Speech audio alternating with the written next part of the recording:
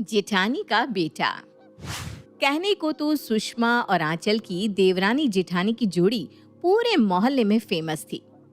सब लोग उन दोनों के आपस के प्रेम की तारीफ किया करते थे। सुषमा और आंचल काफी सालों से एक ही घर में रहा करती थी। दोनों को देखकर लगता ही नहीं था कि वो जेठानी और देवरानी है।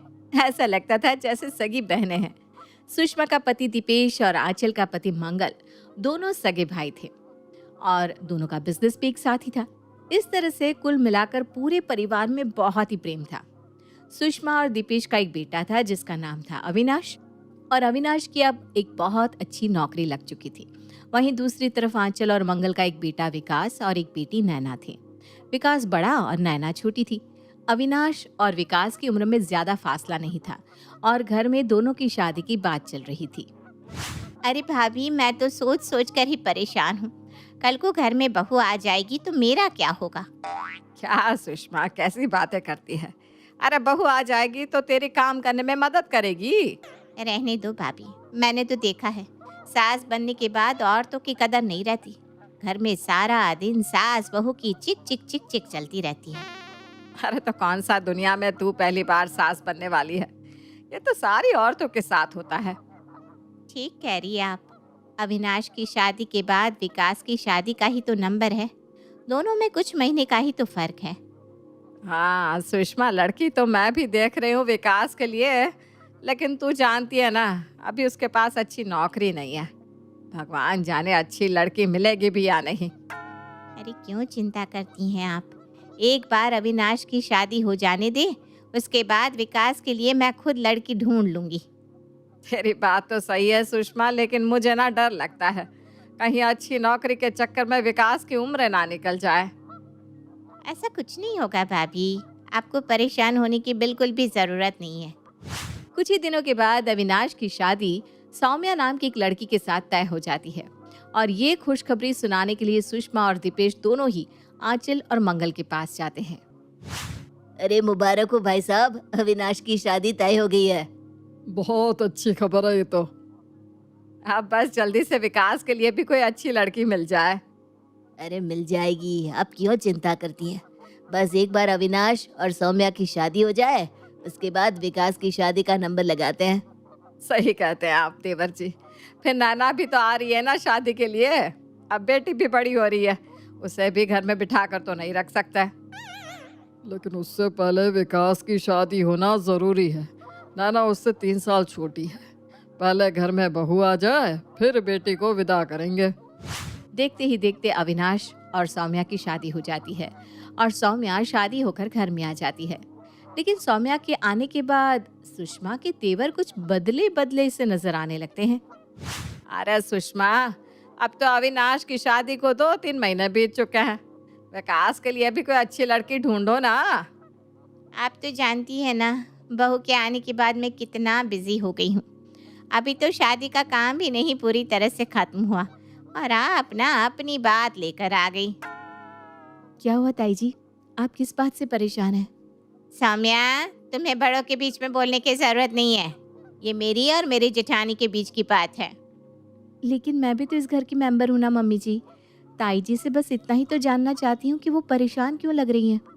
बहु बात यह है कि विकास की शादी के लिए कोई अच्छा रिश्ता नहीं आ रहा और मैं इस बात से बड़ी परेशान हूँ। तभी वहाँ पर अविनाश आ जाता है। अरे ताई जी, आप चिंता क्यों करती हैं।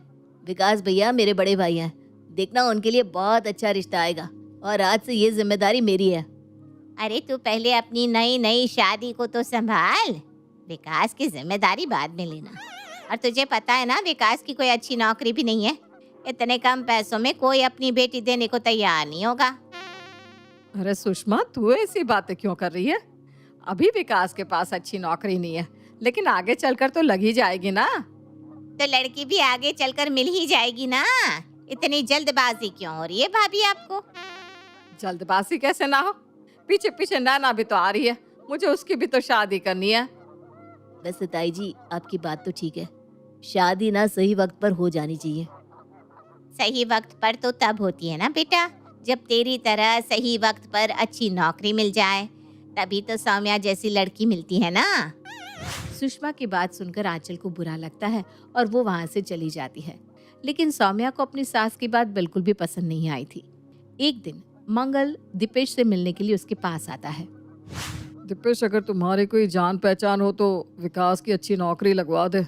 मैं तो कहता हूँ अविनाश से ही बात कर ले। भाई साहब, इसमें इतना परेशान होने वाली क्या बात है? मैं आज ही अविनाश से बात कर लेता हूँ। अरे आज वो सौम्या के साथ कहीं बाहर खाना खाने गया है। बच्चों को डिस्टर्ब करना अच्छी बात नहीं। कोई बात नहीं, मैं कल सुबह अविनाश से बात कर लूँगा। वैसे जेठ जी बुरा मत मानना, अब विकास दिखने में भी ना अविनाश से थोड़ा कम ही अच्छा दिखता है।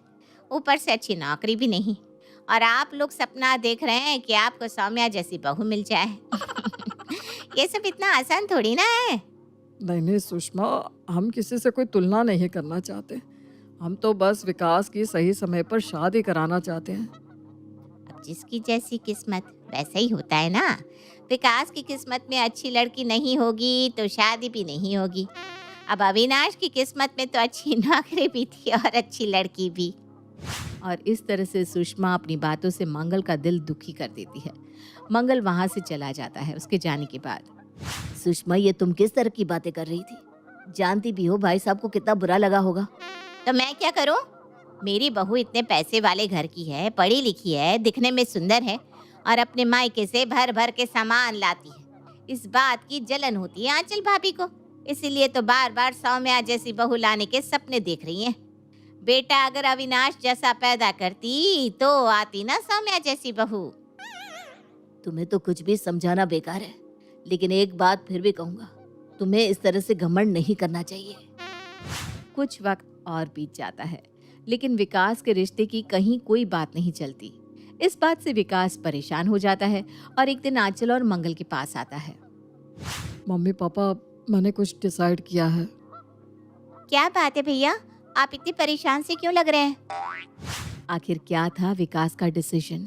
परेशान तो मैं हूं नैना, इस वजह से परेशान हूँ क्योंकि इस घर में सब लोग मुझे अविनाश के साथ कंपेयर करते रहते हैं।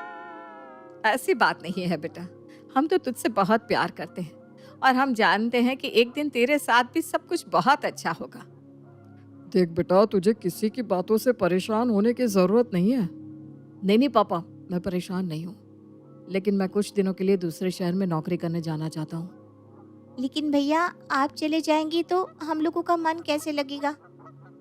विकास, तुम दूसरे शहर में नौकरी करना चाहते हो, वो ठीक है बेटा, जैसे तुम्हें अच्छा लगता है वैसा करो। कैसी बात कर रहे हैं? एक तो वैसे ही उसकी शादी नहीं हो पा रही, दूसरे शहर में चला जाएगा तो रिश्ता कैसे मिलेगा? हमेशा रिश्ता मिलना और शादी होना ही जिंदगी की सबसे बड़ी बात नहीं होती। अगर मेरा बेटा कुछ दिनों के लिए कहीं और जाकर रहना चाहता है तो ठीक है, और रही बात शादी की, तो जब उसकी शादी होनी होगी तब हो जाएगी। हाँ मम्मी, वैसे पापा की बात ना बिल्कुल ठीक है। अगर भैया यहाँ पर रहेंगी तो हमेशा कोई ना कोई उन्हें कुछ न कुछ कहता रहेगा। ठीक है बेटा, अगर तू दूसरे शहर में नौकरी करने जाना चाहता है तो बहुत अच्छी बात है, लेकिन देख, जिस दिन मुझे तेरे लिए कोई अच्छा रिश्ता मिला ना, मैं तुझे वापस यहीं बुला लूंगी। मैं वादा करता हूँ मम्मी, जिस दिन आप मुझे बुलाएंगे मैं वापस चलाऊंगा, लेकिन प्लीज मुझे कुछ दिन के लिए जाने दीजिए ताकि मैं इस माहौल से दूर रह सकूं। और इस तरह से विकास जॉब करने के लिए दूसरे शहर में चला जाता है। कुछ महीने और बीत जाते हैं, लेकिन विकास की शादी नहीं हो पाती। इधर सौम्या के बिहेवियर में धीरे धीरे चेंज आने लगता है। एक दिन सुबह के वक्त, अरे सौम्या, कितने दिन से देख रही हूँ, तुम सुबह के 10 बजे सोकर उठती हो। पूरा घर बिखरा हुआ पड़ा है, कुछ तो काम कर लिया करो। मम्मी जी आप जानती है ना मैं किस तरह के घर से आई हूँ। मेरे घर में 4 नौकर लगे हुए थे, वहाँ पर भी मैंने कभी काम नहीं किया। और अभी मेरी शादी को कितना सा टाइम हुआ है, आप मुझसे सारा काम करवाना चाहती हैं? ये तुम मम्मी से किस तरह से बात कर रही हो सौम्या? तो और किस तरह से बात करूं? मुझे काम करने की आदत नहीं है, और वैसे भी आज मुझे शॉपिंग के लिए जाना है। तो घर का काम कौन करेगा? घर के काम के लिए नौकरानी भी तो आ सकती है ना। मैं इस घर के काम करने के लिए थोड़ी ना आई हूँ, शादी करके आई हूँ, समझे? और इतना कहकर सौम्या वहां से चली जाती है। मम्मी, सौम्या की तरफ से मैं आपसे माफी मांगता हूँ। पता नहीं इसे इन दिनों क्या हो गया है। देख बेटा, अब मुझसे ना घर का सारा काम होता नहीं, बस इसलिए मैंने सौम्या से काम करने को कहा था, लेकिन उसने मुझे ऐसा जवाब दिया और ये कोई आज की बात नहीं है, पिछले कुछ दिनों से वो मुझसे इसी तरह से बात करती है। ठीक है मम्मी, मैं सौम्या को समझाने की कोशिश करूंगा। उधर दीपेश और मंगल दुकान पर बैठे हुए थे और आपस में बातें कर रहे थे। विकास को दूसरे शहर में गए हुए बहुत दिन हो गए, आपने उसे वापस आने के लिए नहीं कहा? क्या करूँ दीपेश, उसकी इच्छा थी दूसरे शहर में नौकरी करने जाने की, इसलिए मैंने उससे कुछ नहीं कहा। कुछ खबर है वो कब आने वाला है? हाँ, कल शाम को ही फोन आया था, आज दोपहर की ट्रेन से आ रहा है। कह रहा था कोई बहुत बड़ा सरप्राइज देने वाला है। शाम के वक्त जब दीपेश और मंगल घर पर पहुंचते हैं तो विकास को वहां पर देखते हैं। और विकास भैया, आपकी नौकरी कैसी चल रही है?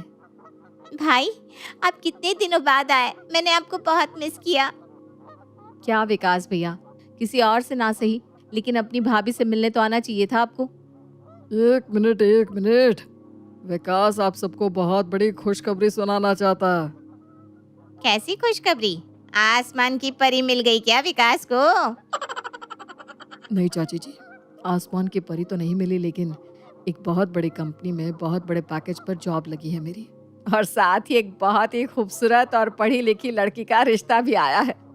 उसका नाम है रिया, और कुछ ही दिनों बाद रिया इस घर की बहू बनकर आएगी।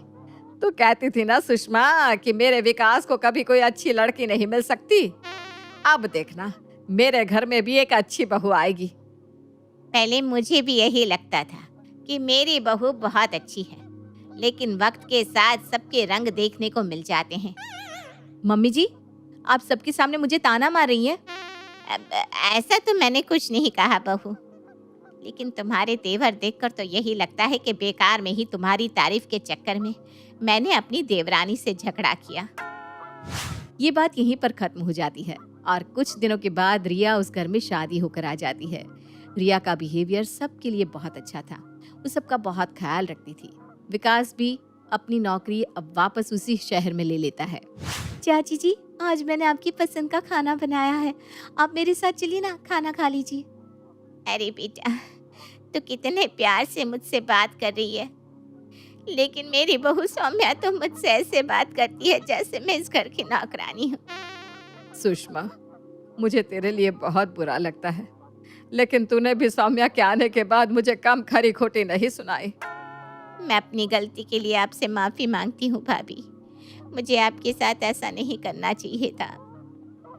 चाची जी, रिया को देखकर आपको इस बात पर भरोसा हो गया होगा कि जिन लड़कों की नौकरी अच्छी नहीं होती उन्हें भी अच्छी लड़कियां मिल जाती हैं। अरे बेटा, अब तो तेरी नौकरी बहुत अच्छी है और तेरी बहू भी बहुत अच्छी है। सब भगवान की मर्जी है। मुझे तो लगता था कि मेरे विकास को जिंदगी में कभी कुछ अच्छा मिलेगा ही नहीं। ऐसा नहीं कहते भाई साहब, विकास बहुत अच्छा लड़का है, इसकी वजह से इसे सब कुछ अच्छा मिला।